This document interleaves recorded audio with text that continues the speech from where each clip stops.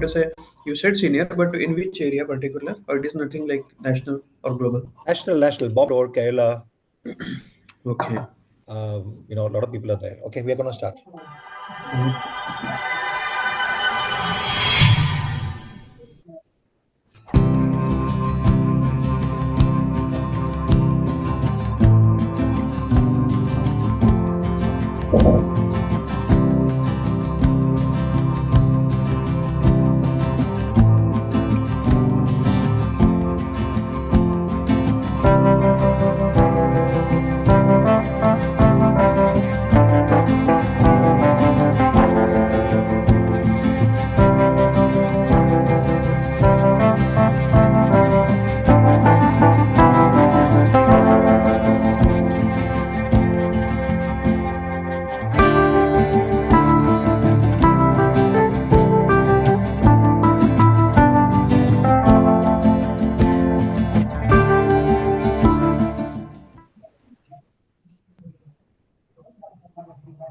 Hello and welcome.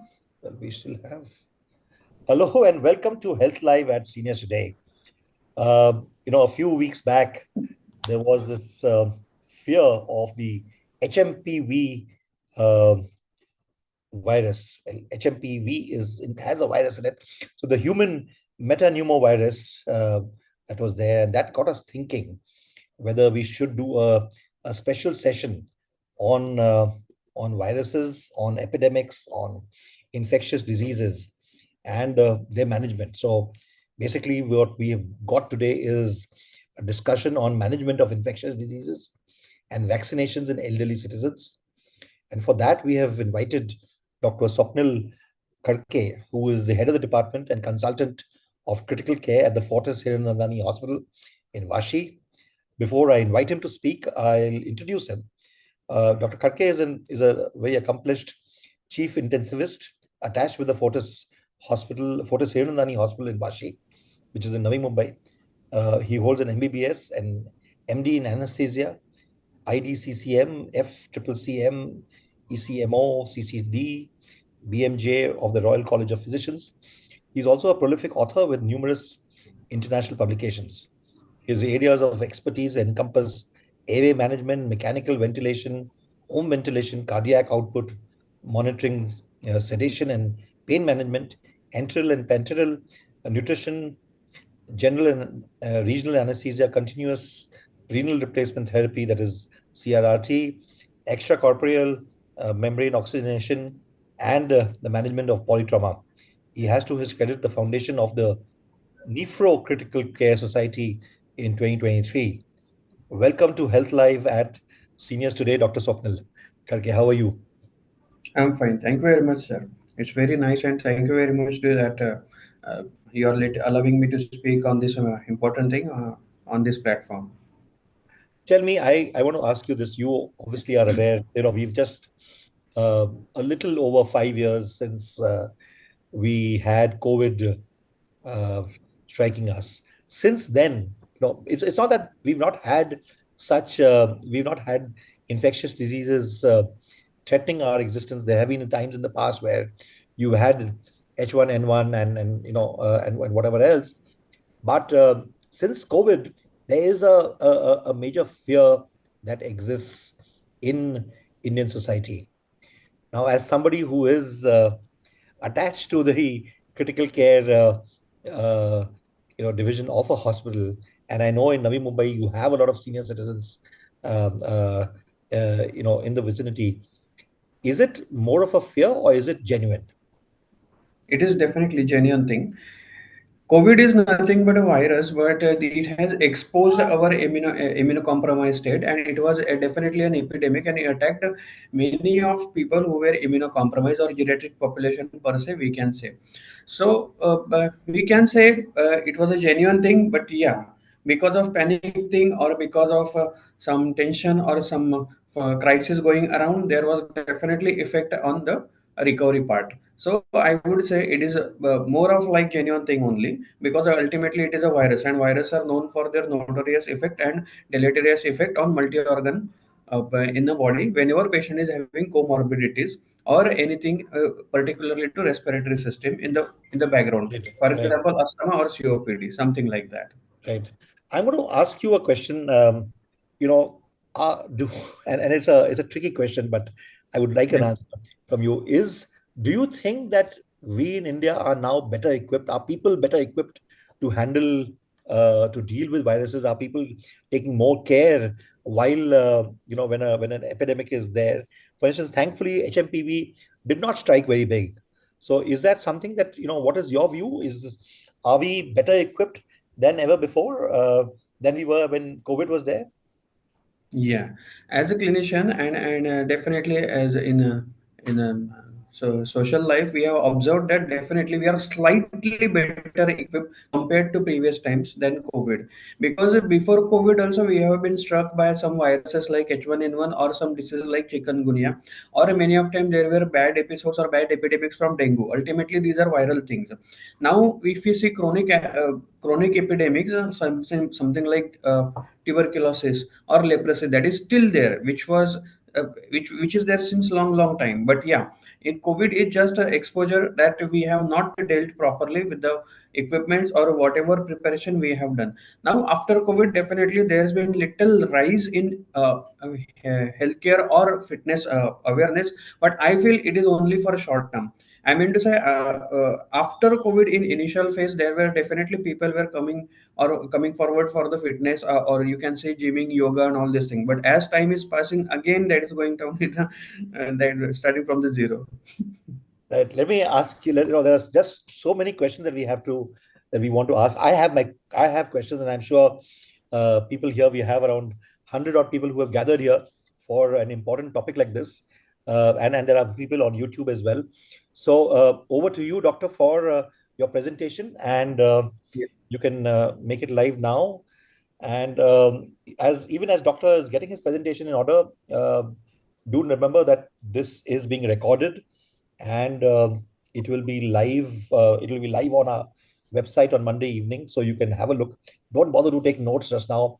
Just listen in carefully, and as Doctor just indicated, that be careful, be alert, and you ask your questions immediately after his session is over, and I will address them to you. We have all the time. We have time till 5:45 for this session. Over to you, Dr. Swapnil Karke. Yeah, thank you very much. Thank you very much again to the to sir and to senior management for allowing me to present my thoughts on this important topic on this platform.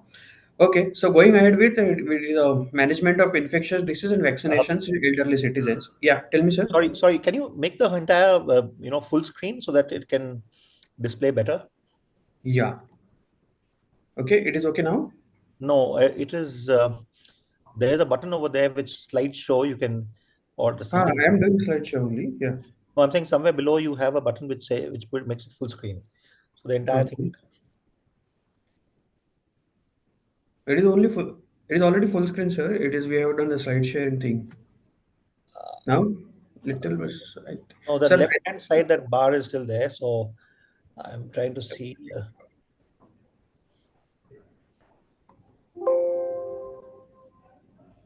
Fine, go ahead, go ahead. Let's not,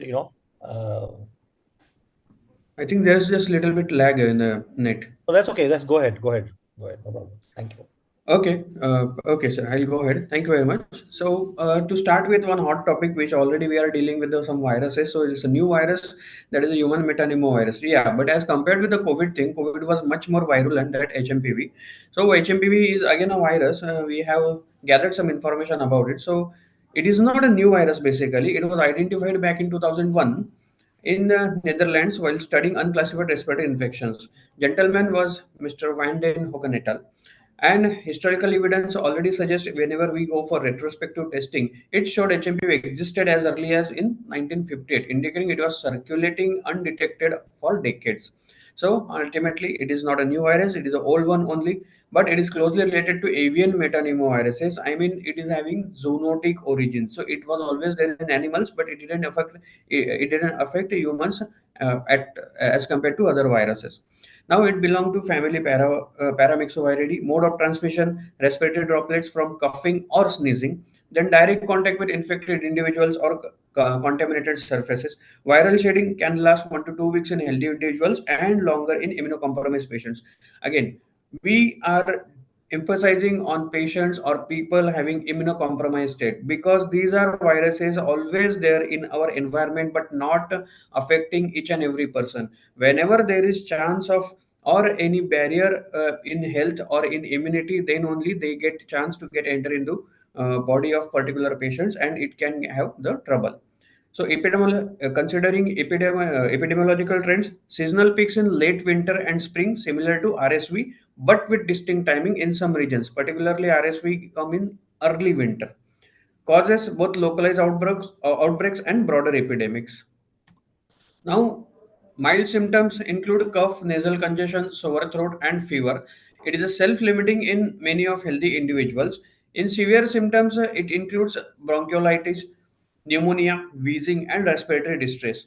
Cyanosis and hypoxemia in advanced cases, definitely there are very few cases those are leading towards severe thing or life-threatening thing. But yeah, as we have mentioned, it is a self-limiting. It all depends on the immunity of particular person or patient. Complications: acute respiratory failure, exacerbation of asthma or COPD. Definitely, if we are saying that exacerbation of COPD or asthma and respiratory failure, it always lands up in ARDS. So it is a viral ARDS. Not only viral ARDS, but it causes multi-organ dysfunction and many of times multi-organ failure. And if patient is not getting better or patient's condition is not getting treated in earlier phase, then it may go beyond treatment and patient may succumb. So that's why it is important to address or identify and diagnose and treat these things as early as possible. Now, secondary bacterial infections, for example, streptococcal or staphylococcal pneumonia, along with the along with primary infection with this virus. Rarely, it causes myocarditis or encephalitis in high-risk populations. Again, high-risk populations, it means immunocompromised. It may be respiratory or just any diabetes or just any hypertension or more higher risk in seizure disorder patients or in old severe or old hemorrhagic patients. I mean, brain hemorrhage. So diagnosis is being done by clinical and laboratory testing. In clinical, based on symptoms, especially during seasonal peaks, but it is very unspecific. So there are a lot many organisms and bugs going around the respiratory system, and we should be very much suspective and very much keen to diagnose it, and then only we can go for the testing. Ultimately, whenever we are dealing with the respiratory infection patients, we have to send a battery of tests, and it should include the RNA RT-PCR, which should diagnose the this virus. Now, other than this PCR, I mean to say RNA RT-PCR, rapid antigen detection, faster but is less sensitive, may miss mild cases. In serology, it detects antibodies for retrospective studies. Imaging, yes, chest X-ray, bilateral infiltrates or hyperinflation in severe cases. CT scan for complicated and atypical presentations. CT scan can help, but it might not be that much helpful to detect. I mean to say, compared with COVID has Glasgow GGO. I mean to say, there were a uh, particular pattern of pictures in CT scan, which was characteristic of COVID virus, something that is not in this virus. Because as earlier I said, virulence of COVID virus is much higher compared to this HMPV virus. So probably CT scan is not showing any particular characteristic presentation, but yeah, it always show if it is a severe case, it will have features of ARDS. Now, population at risk: children and elderly and immunocompromised individuals. Children, yes, leading cause of bronchiolitis and pneumonia in children under 5 years. Probably this is something age group where immunity is not being built compared to adult one, or not particularly not being at of, uh, peak of the immunity. Especially severe in premature and low birth weight infants. Elderly people are very much vulnerable due to winning immunity and comorbidities. Immunocompromised individuals, particularly cancer patients, transplant patients, and those with HIV or AIDS are at higher risk of severe disease and prolonged viral shedding. Whenever we are seeing transplant patients or HIV or AIDS, there is definitely other viruses like hepatitis B or hepatitis C, and these viruses also contribute to immunocompromised state, and these population are again vulnerable to catch this infection. Treatment, definitely supportive therapy, oxygen therapy for hypoxemia, mechanical ventilation for respiratory failure, IV fluids for dehydration. So whenever we are saying IV fluids and for dehydration, then there is a high risk of fluid overload in lungs, and we have to take care of not only taking care of dehydration, but we should not allow the fluid overload in the lungs. I mean to say, whenever we are dealing with ARDS, that is something sepsis. For sepsis, dehydration is the main component, and we have to treat dehydration. But at the same point of time, fluid overload should be avoided wherever it is possible. Or just a similar, there is a small protocol, what we call it ROSC. ROSC is resuscitation, optimization, and stabilization and evacuation. So first of all, whenever we are dealing with sepsis or ARDS, patient might be in lactic acidosis or simply dehydration state. At that point of time, we have to treat the acute cause, and whenever patient is getting better or patient is on recovery path, at that point of time, we have to go ahead with the evacuation phase after stabilization. So next, antiviral research, ribavirin. They are saying ribavirin has a limited effectiveness in experimental settings, but yeah, there is no guidelines yet saying ribavirin is drug of choice. It is just a drug which is showing limited effectiveness, or it can be drug of choice in future after research. I mean to say, there's more lots of research and studies being required. Now monoclonal antibodies, again, these are under study targeting the F protein. F protein is something which is which is the main part of mechanism of action of this virus. Corticosteroids sometimes used for airway inflammation, but evidence is non-conclusive. Whenever we are dealing with corticosteroids or any kind of steroid in any kind of therapy, it is always considered as a double-edged sword, because whenever we always say it is a wonder drug, it always reduces the inflammation, but at the same point of time, in severe patients, it can contribute to immunomodulation or immunosuppression and worsening of current or super infection, and it always opens window for another super infection, particularly another bacteria who are very much virulent, but they don't come in picture again and again. They get entry in the body whenever there is immunocompromised state, particularly after administration of steroids. Now, preventive strategies, nothing new. It is very, very basic. Any person, any layman person, any illiterate person can have these pharmacological interventions.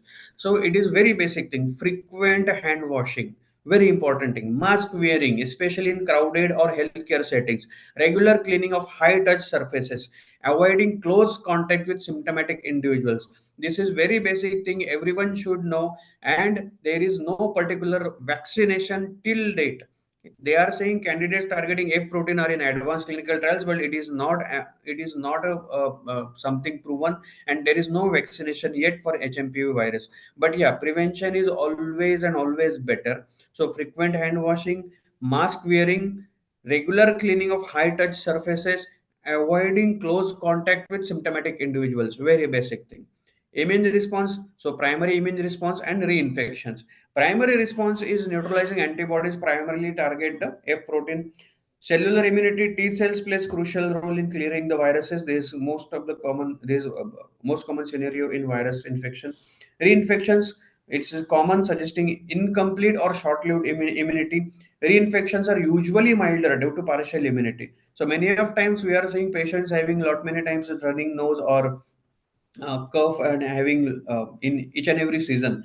So here again, it is a virus, something like uh, partial immunity. So next time, whenever patient is getting infection, it may be milder because there is a partial immunity. But that is an incomplete and short-lived immunity. So patient might have again and again infection of same thing, particularly each and every season once.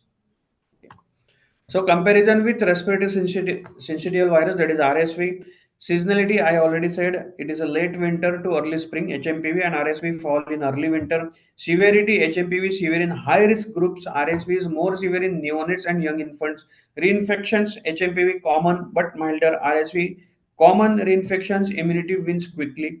Diagnosis, PCR, antigen test, similar testing for RSV, also vaccination availability. No vaccine available for HMPV. RSV vaccines now available for certain groups. Again, RSV and HMPV comparatively weak is always good to read that RSV has vaccination better than HMPV. But in both the cases, vaccination are not effective and not that effective and not foolproof 100% efficacy. So management of infectious disease and vaccination in elderly citizens and Indian perspective. Our main motto is protecting our aging population. Infectious disease management, most common diseases, pneumonia, influenza, urinary tract infection, skin and soft tissue infections, and tuberculosis. So, pneumonia, best way to diagnose and manage is uh, uh, is monitoring of signs and symptoms, that is provide supportive care, treat with antibiotics whenever needed. See, antibiotic is nothing but drugs. So drugs is very good thing made by human being. It saves people, it saves patient. It should be taken, definitely. It should be taken whenever it is necessary, whenever it is needed. I mean to say, unnecessary antibiotics should not be taken.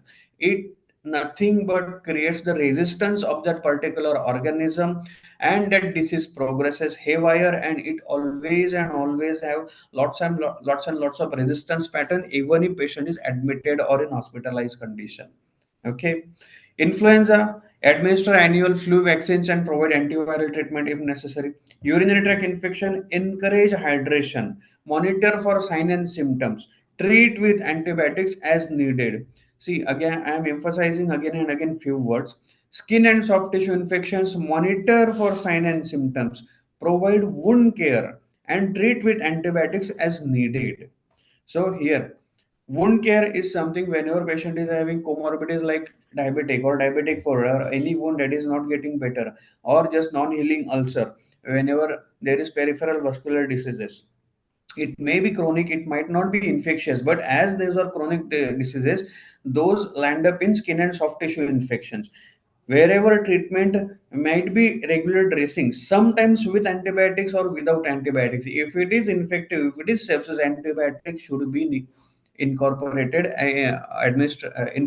in therapy. But if it is not infective, antibiotics should not be given. It may be dressing without antibiotics and it will treat. Yeah, it might take longer time depending on the quantity and depending on the cause of the infection or the wound. But whenever it is necessary, antibiotics should be included. And mind well, whenever it is not necessary, antibiotics should not be used. Tuberculosis, yes, screen for tuberculosis, provide treatment and monitor for side effects. Government is running a very good course or very good program for TB, that is DOTS. DOTS is something not only screening but also providing treatment to the patients free of cost. In fact, lots of government setups are there for TB. I mean, those are exclusive TB center where care is to be delivered at free of cost or minimal cost. Now, antibiotics, antibiotic resistance, One Health and control. This is very big problem in our Indian scenario, as we are having lots of access to antibiotics over the counter without any prescription, and that's what was exposed in COVID-19, or you can say when it was peak of chikungunya, or it was peak of H1N1. I mean to say, these are viruses, these are we getting antivirals whenever needed, or without antivirals also people were getting treated. But with this treatment, lots of antibiotics were delivered. In fact, nowadays also, whenever patients are in peripheral settings, whenever patients are getting admitted or uh, patients are getting medicines by their own over the counter, they are facing challenges from the resistance pattern. This is nothing but overuse of antibiotics.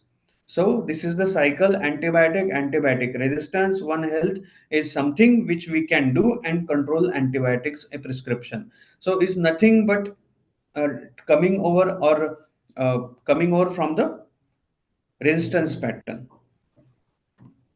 Now, vaccination recommendations, particularly in India, pneumococcal vaccine recommended for people over 65 years old. Human papilloma virus recommended for people between ages 9 and 26.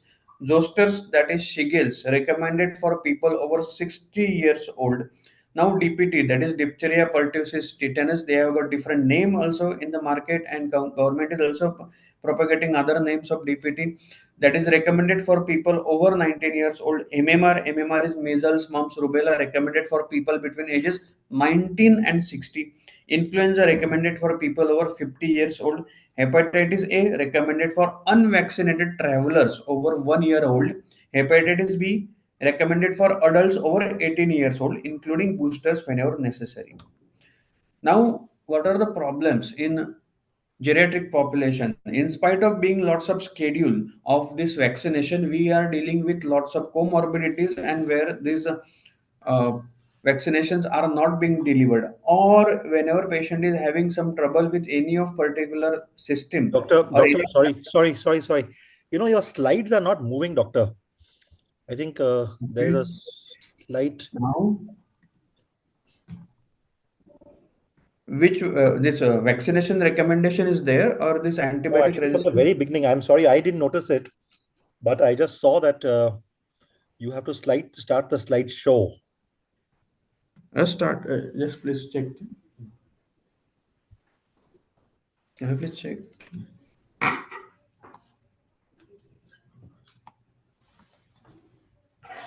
Now, Not started so far. not started. So my presentation is not being started or since starting. Is that Yeah, so? yeah. Uh, but no worries to all our people over here who have gathered here.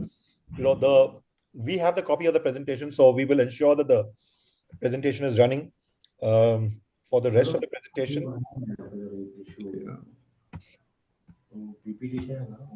Now, Yeah, now it's moving. Now can you? Yeah, now it's should moving. I start from start, or I just continue with the last slide? You can just breeze through once again so that it can Okay, I'll breeze do. through as in 5 minutes so that everybody has heard you Yeah, anyway. yeah, Uh, sure. I'll just make it quick. I'll just make it quick. This is the first slide. I will start with over here. So this is it possible to see now? Is it yeah, this visible, is the sir? first slide. Now you can move ahead. Okay, now it is moving. No, it's not. It is not moving. Okay. Will you please check?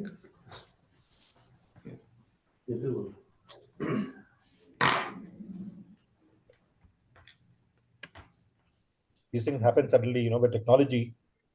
Yes. This, all these computers and all these things are being also victim of viruses. Now, sir, Yeah, now from here, you can move it from now. here, So sir, please we see have if already. Ajay, you are able to see the movements? no, I'm not able to see any movement. Sir, I'm sharing it, sir. Okay, 1 minute, 1 minute. Our Sir, I'm sharing it, sir. somebody from my team will do it. Okay, okay. 1 second, 1 second. Yeah, yeah. It's moving Should I now. stop sharing from here? Yeah, from somebody from our team will do it. You can stop sharing. Okay. Sir, we have started. He can start. Sir, we have started. He can start. You can stop the screen sharing. Sir, it's done by Okay. me, sir. This is being done by you. Sir, it's done by me, sir. Just put the entire screen, na?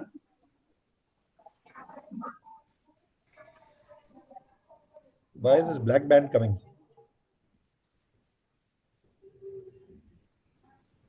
Why is this black band coming?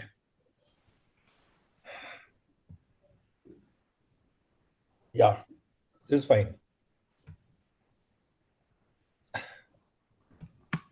Is it changing, sir, now? Yeah, it is changing now. Great. Okay. All right. Thank you. Okay, sorry for trouble, everybody. It is just a technical glitch. Okay, we will finish it first, this initial part. So it was about the HMPV virus. So it is not a new virus, it is older one. So it is transmission, I mean, mode of transmission is more or less same for the all the respiratory viruses, that is respiratory droplets or coughing, sneezing, and direct contact with the individuals or contaminated surfaces. Now, viral shedding can last 1 to 2 weeks, and epidemiological trends, those are seasonal. I mean to say late winter and spring, similar to RSV. But yeah, RSV is with little bit distinct timing. I mean to say initial winter. Now there are localized outbreaks and broader epidemics. Now there are symptoms. I mean, the milder symptoms or severe symptoms. Where most commonly it is milder symptoms like cough and nasal congestion, and it is many of times self-limiting. But in severe symptoms, it includes bronchiolitis, pneumonia, wheezing, and respiratory distress. Sinus and hypoxemia in advanced cases, definitely, and it may land up in complications like acute respiratory failure, that is ARDS, particularly when patient is having comorbidities regarding respiratory system, asthma or COPD, something like that. And whenever we are dealing with these acute or severe complications, particularly ARDS or in older immunocompromised patients, then there are a lot many secondary bacterial infections like streptococcal or staphylococcal pneumonia or any other gram-negative viruses, gram-negative bacteria also. Whenever there is other comorbidities about the heart, so patient may end up in myocarditis or in brain-related encephalitis in CNS patients too. So diagnosis based on symptoms, it is a clinical judgment, and in laboratory testing, it is a viral detection with the help of RNA, RNA RT-PCR. That is, and imaging wise, we can take help of X-rays and CT scan. But in CT scan, there is no characteristic pattern compared with the COVID, because in COVID there was GGO, that is ground glass opacities on the CT scan, which is characteristic of COVID. But in this HMPV virus, there is no such characteristic thing. But yeah, ARDS pattern will always be detected on CT scan. On X-ray, there are bilateral infiltrates or hyperinflation in severe cases. Population at risk, children and elderly, because both in both the cases, there are a lot many times there are immunocompromised in children. There is no build up or no building of immunity at its peak. In elderly, many of times there is winning of immunity or comorbidities, and it may end up in immunocompromised individuals like cancer patients, transplant patients, HIV/AIDS, or any other risk of like hepatitis B or hepatitis C. Now, treatment, there is no such antiviral medicine. Even if they are saying ribavirin, it might be a drug, that is not a drug of choice in today's date. Supportive therapy is the best therapy for such thing. Oxygen therapy for hypoxemia, mechanical ventilation for respiratory failure, or ARDS, IV fluids for dehydration. Now, whenever we are dealing with IV fluids for dehydration, we have to make sure that patient should not land up in fluid overload. So treat the acute phase, I mean to say acidosis or lactates, or there is multi-organ involvement, particularly kidney, then definitely we have to go for hydration. Not only counter the dehydration thing, but hydration thing is going to take care of acute phase of acidosis and kidneys. After that, definitely we can take care of fluid overload. If it is not taking, it is not getting better with medical management, we can go ahead with dialysis also. Now, corticosteroids as a therapy, as a part of a important part of the therapy, but whenever we are saying corticosteroids are for airway inflammation, but evidence is not inconclusive. That's what they are saying, because corticosteroids are always a double-edged sword. It is not only reduces the inflammation but also modulates the immunity or suppresses the immunity and opens the window for other infection or other bacteria or viruses or super infection can be there. So it can worsen the particular primary infection and can have uh, dreaded secondary infection and multi-organ involvement. Now, prevention strategies, most important thing, non-pharmacological intervention. That is a basic thing everyone can do. No literacy is required, no training is required for this thing. Frequent hand washing, mask wearing, regular cleaning of high-touch surfaces, avoiding close contact with symptomatic individuals. Vaccination, there is no particular vaccine. Immune response in the common thing with viruses, that is T cell cellular immunity. Reinfections common with these viruses, but it is short-lived immunity. No memory cells are working that much effectively. So reinfections are there, but there is a partial immunity. So milder infections in whenever patient is having reinfection, those will be milder ones. Then comparison with RSV, as I earlier said, seasonality, this is late winter to early spring, and RSV fall in early winter. HMPV is severe in high risk group. RSV is more severe in neonates and young infants. Reinfection HMPV are common but milder. In RSV, those are common and immunity wins quickly.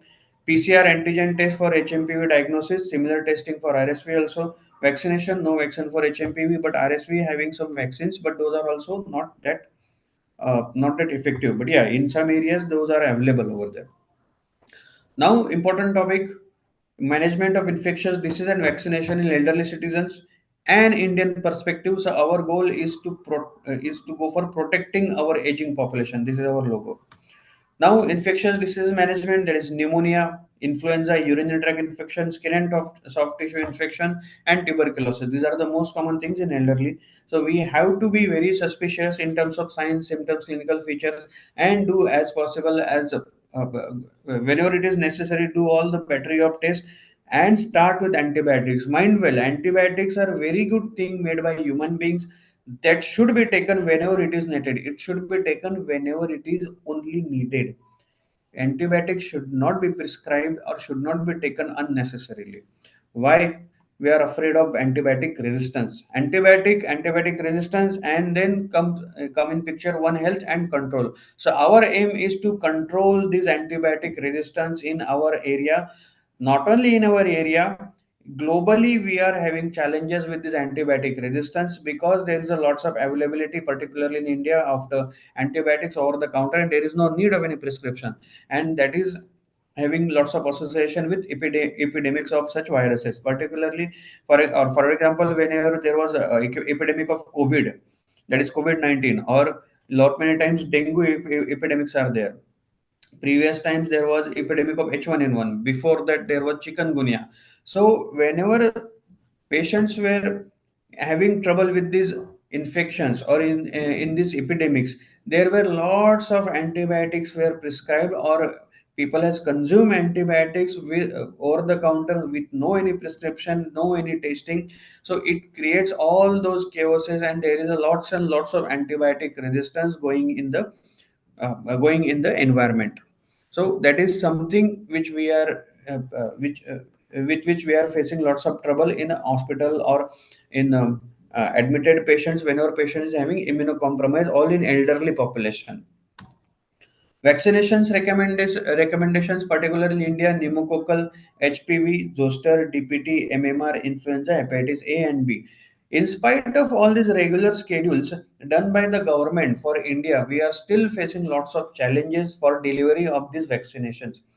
What are these things? There are lots of viral, bacteria, and parasitic infections. I think from here this is the slide we got to reach. Now, what is the age-related things in eye? That is a macular degeneration. In lung, that is a chronic obstructive pulmonary disease, idiopathic pulmonary fibrosis, bronchiectasis, COVID-19. That is post-COVID-19. Also, there are lots of restrictive diseases, lung restrictive diseases. I mean to say, volume of lungs is being restricted. Metabolic diseases like liver cirrhosis, alcoholic or non-alcoholic fatty liver disease, metabolic syndrome, type 2 diabetes, bone marrow, aplastic anemia, myelodysplastic syndrome, skin aging. In CNS, Alzheimer's disease, Parkinson's disease, depression, multiple sclerosis, thymus, immunodeficiency, heart and artery, that is myocardial hypertrophy, dilated cardiomyopathy, ischemia, reperfusion injury, atherosclerosis, kidney and prostate, kidney fibrosis, benign prostatic hyperplasia, ovary and testes, reduced fertility, bone and joint, osteoporosis and osteoarthritis. Other than that, there is one very big name which we are all afraid is cancers. So all these conditions lead to immunocompromised state, make window for any of organism, particularly these viruses, and it is definitely difficult to administer vaccinations for such patients because vaccination itself can cause serum sickness or compromise immunity for short term, and it can land up in infection of such viruses or super infection of bacteria. Probably not all vaccinations, but if you have observed, before giving these vaccinations we take whole history and we take all the uh, we note all the complaints the patient is having, particularly cough, fever, something like that, and we always postpone the schedule just to make sure that patient should not get victim of that vaccine or should not get immunocompromised state further and should not catch super infection. That's it. Now here one more thing, depression is something which is not a structural disease in the brain, but it is a behavioral change. Still depression is abnormality and it can always interfere with the immunity. Now, protect others from getting sick. That is nothing but emphasizing on prevention. That is when coughing and sneezing, cover mouth and nose with flexed elbow or tissue. Throw tissue in closed bin immediately after use. Clean hands with alcohol-based hand rub or soap and water after coughing or sneezing and when caring for sick. this is this is very important. This is very basic thing. No any special therapy, no any special treatment, no any special training is required for this knowledge. It is just nothing but cleaning or throwing whatever closed throwing tissues or something uh, for clothes or something used for the coughing or sneezing. That's it. Challenges and considerations we have already seen, but it will again more elaboration. Age-related changes, decreased immune function, chronic health condition, or polypharmacy. Comorbidities, that is manage underlying health conditions such as diabetes, heart disease, lung disease. With this management of comorbidities, there is always chance of lapsing or indiscipline of further behavior, and patient might not be encouraged for this vaccination, or patient might not be that much aware, or patient might be just a burnout of all these therapies. That is highly possible whenever we are dealing with comorbid conditions. Cognitive impairment, consider cognitive and functional limitations when developing care plans. Vaccine hesitancy, address concern and misconception about vaccines. This vaccine hesitancy is somewhere uh, failure of our system. I mean to say it is our failure. Why I'm saying? Because it is our duty to educate all those populations who does not belong to medical thing, or probably though those are not literate population. So this is something which we should emphasize on education and awareness of people, because this is something reversible thing or controllable challenge. Vaccine hesitancy is nothing but all the myths and all the myths and misconceptions should be cleared. That is just about the education. It is not needed to go in school or college. It is just awareness programs should be run by the society or should be run by the government or NGOs or whatever. But somewhere down the line we should encourage all those programs just to remove this hesitancy and clearing the myths and misconception. Now, health and illness. In geriatric population, that is a decline immunity, immunosenescence, inflamming and dysregulation. Fertility again contributes to decline immunity, that is physical deterioration, cognitive decline, weakened resilience. Elderly infections contain particularly influenza, pneumonia, shingles, again frailty and decline immunity. Vaccine response might be reduced even after patient is getting vaccination for this thing. Frailty is something which might not be tested in any lab. It is always a clinical judgment, or in day-to-day life we can understand what is frailty. Life course, early life infections, growth and development, early life vaccinations, lifestyles, and chronic diseases. So chronic diseases is something which always, many of times it might go hand in hand whenever age is rising or age is on a higher side.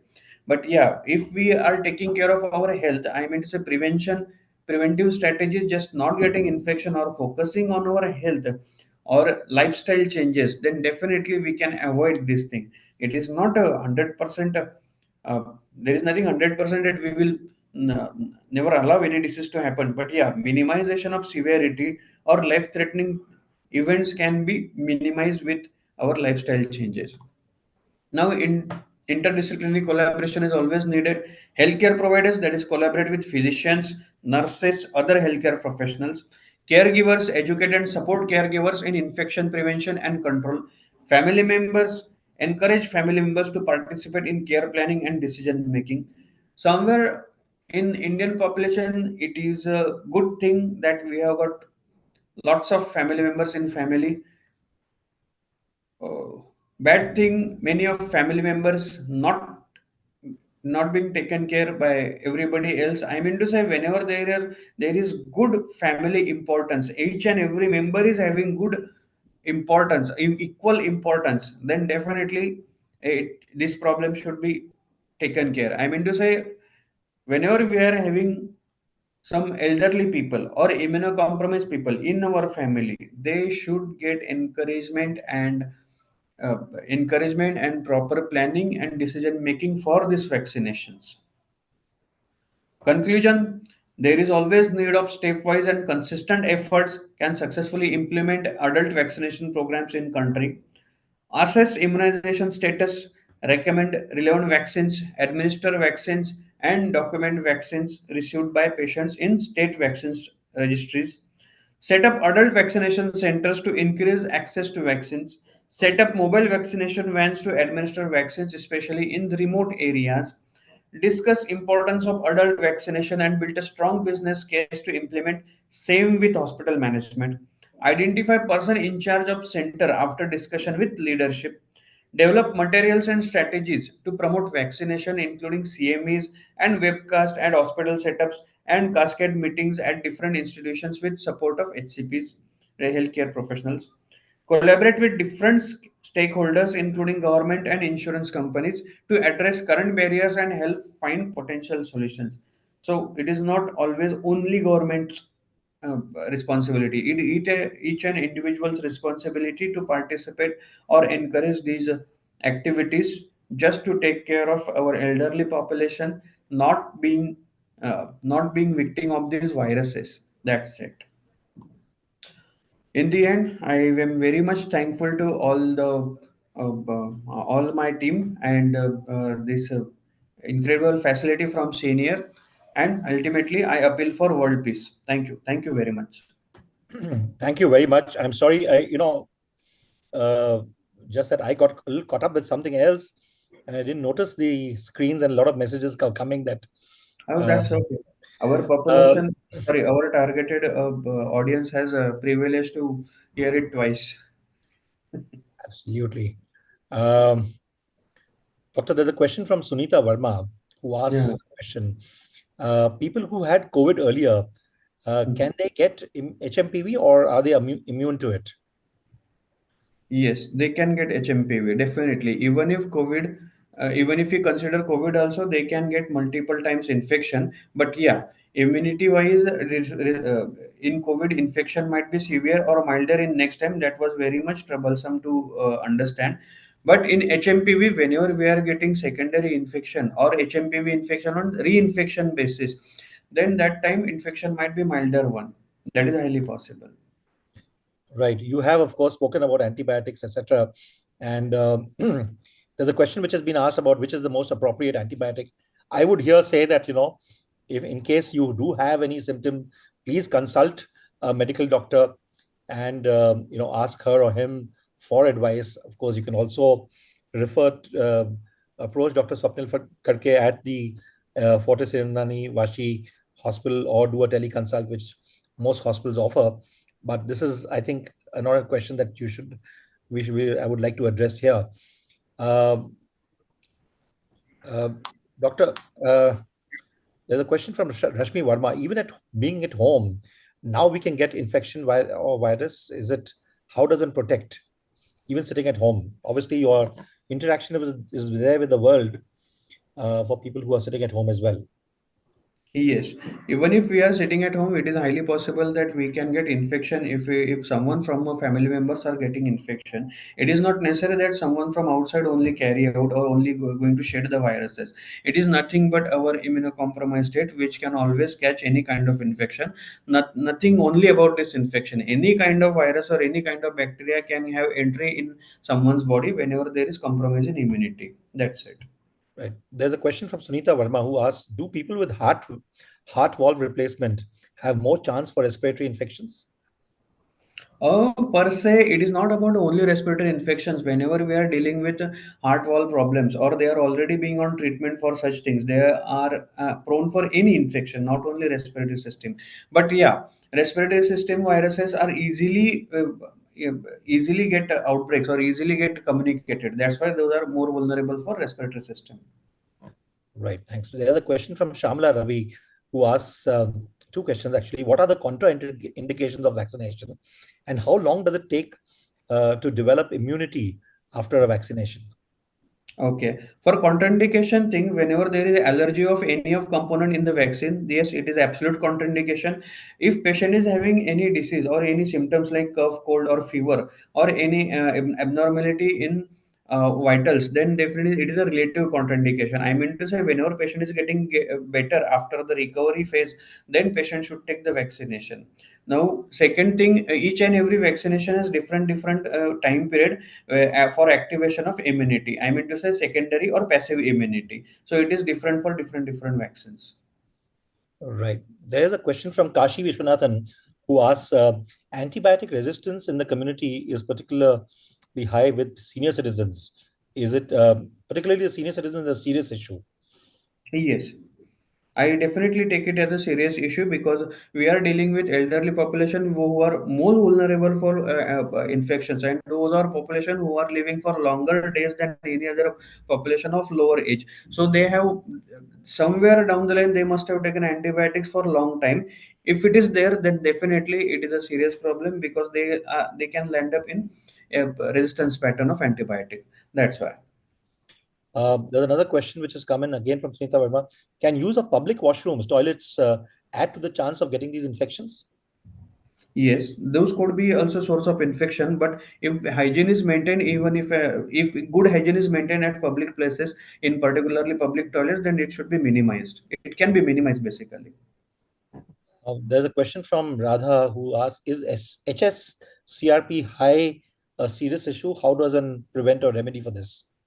CRP is nothing but a non-specific infection marker. I mean to say non-specific means it is marker for inflammation also. So only one value of CRP will not diagnose the condition, but trend of the CRP. I mean to say today is day one and people have started, patient has started the treatment, and we are taking CRP test again after 48 to 72 hours, in severe condition after 24 hours.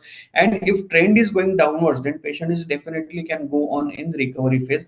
Or if it is CRP on higher side, then patient is going to require some more therapies or some more intervention or source control of that particular disease. So CRP is very non-specific test. It may be stress marker, it may be infection thing, it may be just an inflammatory thing. So all these three four things can be monitored with the help of CRP. Doctor, there's a question which is not exactly on this, but in around the COVID period, there were a lot of immunity boosters that were there in the market. Okay, and whether it was supplements, protein supplements, dry fruits, Ayurvedic medicines, etc. What is your view about these immunity boosters, and what should people have as a precaution to ensure that they are not afflicted by any of these possible infections? Starting with multivitamins are best boosters. Whenever there is no contraindication, we can always take multivitamins. So B complex and vitamin C, most commonly used vitamins. Whenever we are dealing with bone, calcium and vitamin D also can be used. So B complex is nothing but water soluble vitamins. So we can always take someone who is having some trouble or someone is having that supplements as a booster, then anyone can take B complex. Now coming to the vitamin C. Vitamin C is known for the immunity, known as a immunity boosters. Anyone can take vitamin C, but COVID kidney patients, I mean to say CKD or whoever is having creatinine on a higher side, should avoid these vitamin C, because ultimately it is also one of the water soluble vitamins, but it can create rise in creatinine. So definitely these multivitamins can always be taken as boosters. It is your choice. You can take IV injectable form or tablet form. Preferred one is only tablet form. No any injection, no any injectable is required, and it is not necessary that we have to take on daily basis. Even if once or twice in a week, that is more than sufficient. If someone is having in the recovery phase, then in those patients who are already weak, then we can give for multiple days. I mean 1 week, 2 week, 3 weeks, depending on requirement. Now coming to the this protein Natural, thing. sorry, yeah. Protein thing. Protein is something which has to be taken whenever it is there is expense of that much calorie of that particular body. I mean to say, patient is in recovery phase, or some healthy patient is doing lots of exercise, lots of workout. So whenever patient is, I mean, he's not patient, he's just a person who is healthy, and just for prevention, he wants to take the protein. At that point of time, for example, someone is going to gym. So today you are going to go, you are starting the gym, and today itself you don't have to start the protein.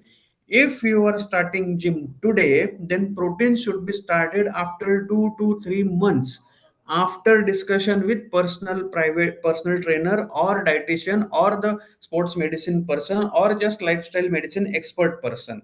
Okay. And if we are saying some requirement of protein in recovery phase, then there is a calorie calculation and protein requirement calculation. Then we have to prescribe the proteins, particularly renal patients, liver patients, and diabetic patients. We have different protein formulas. Right. Ayurvedic thing, I'm not expert in Ayurvedic, so I won't be able to comment on it. But there are people who do take various natural things for immunity. May not be Ayurvedic medicines, but just natural stuff like, Nothing say, should be taken. Nothing should be taken because all these things are not being filtered.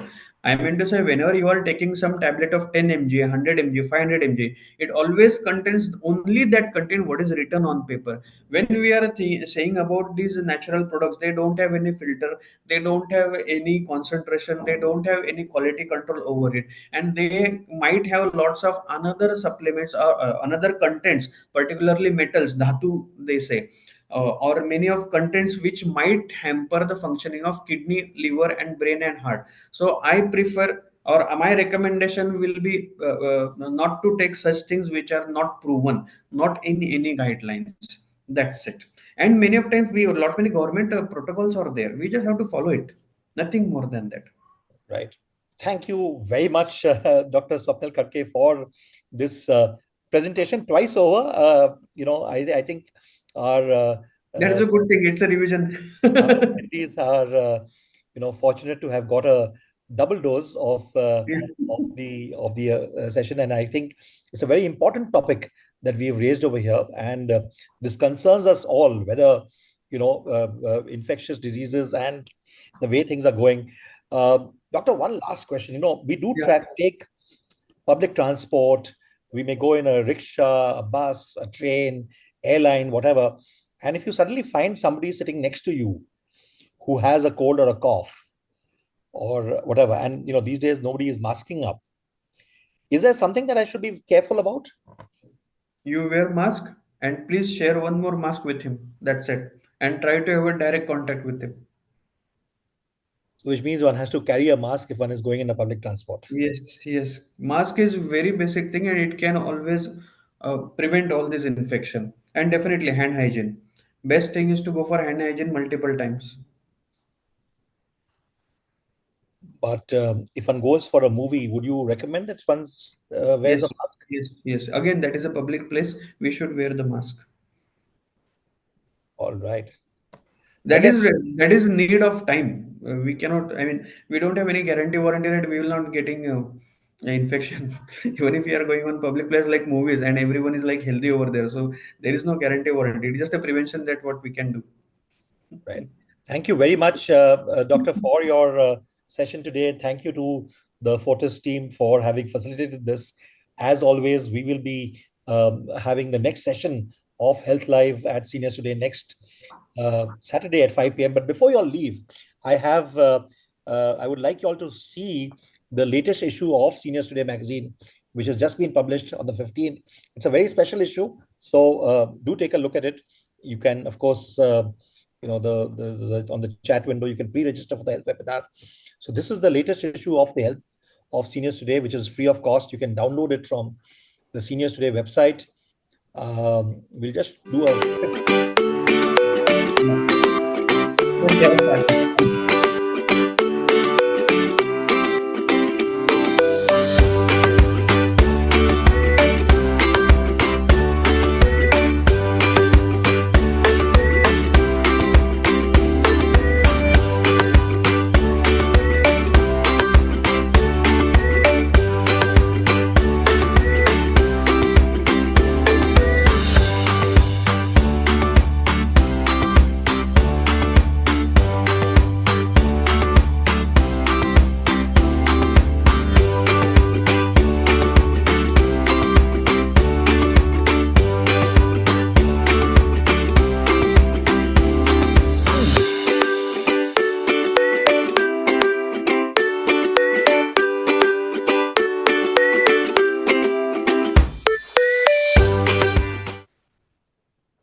if I say it myself, a great mix of articles. This is our annual list of the top 50 influential uh, uh, influential people in the country. So do have a look at it and enjoy the rest of the issue. We have amazing pictures on Banaras by on Varanasi by Urvi Piramal, and there's an article by Mr. Harsh Goenka.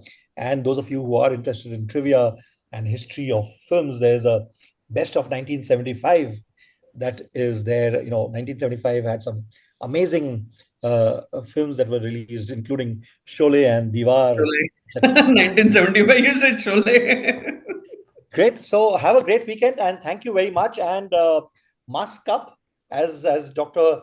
Khadke has suggested. I know it's a little difficult to do that, but pull out your masks from wherever they're kept or buy a new stock of masks. And if you're going into a public transport, as he suggested, take one or two or more and ensure that you are safe.